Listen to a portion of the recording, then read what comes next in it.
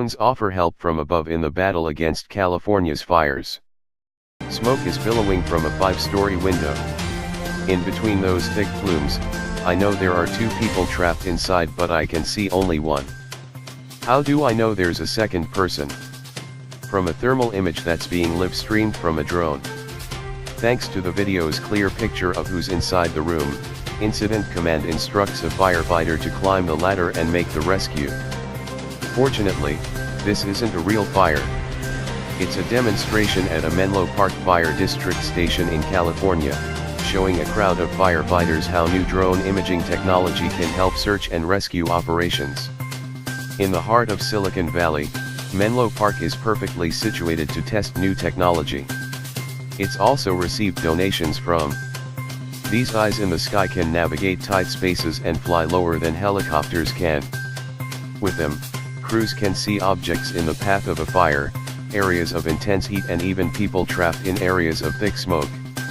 Last year, the Menlo Park team flew drones equipped with thermal cameras to help battle the South Fork fire in Yosemite National Park.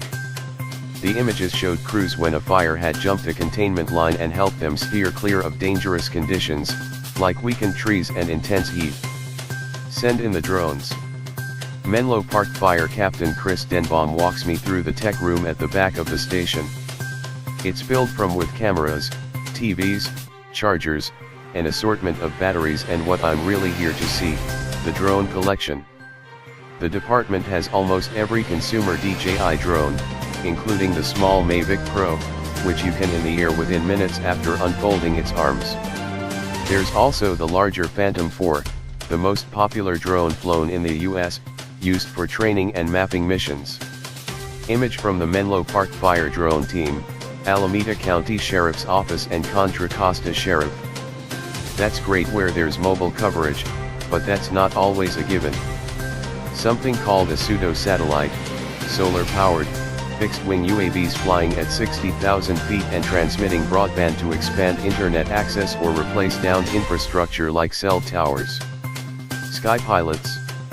I'm sitting in a drafty warehouse a few miles from the Menlo Park Fire Station, where firefighters are training to fly drones indoors.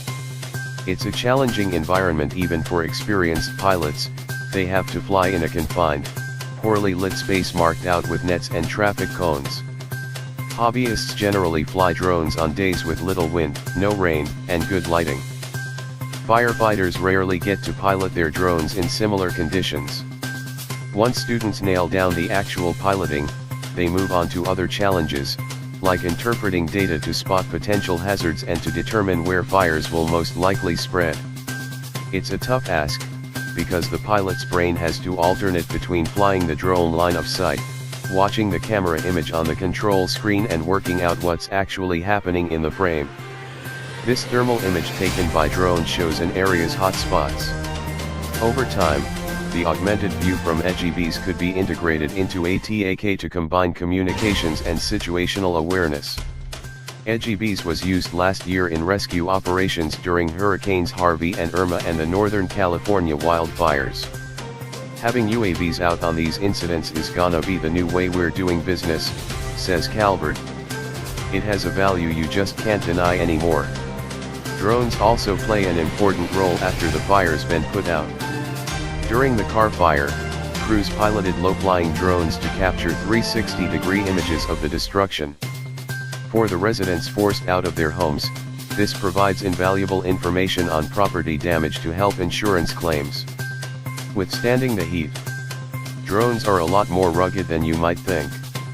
If one crashes, you can often change out propellers or plastic components, and the drone's good to go for another flight.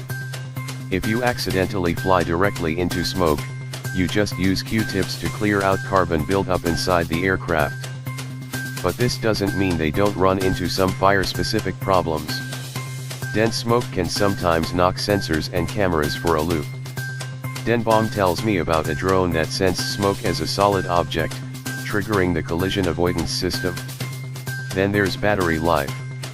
While some larger drones can fly for up to 40 minutes, maneuvering in high winds or carrying a payload can significantly cut flight time.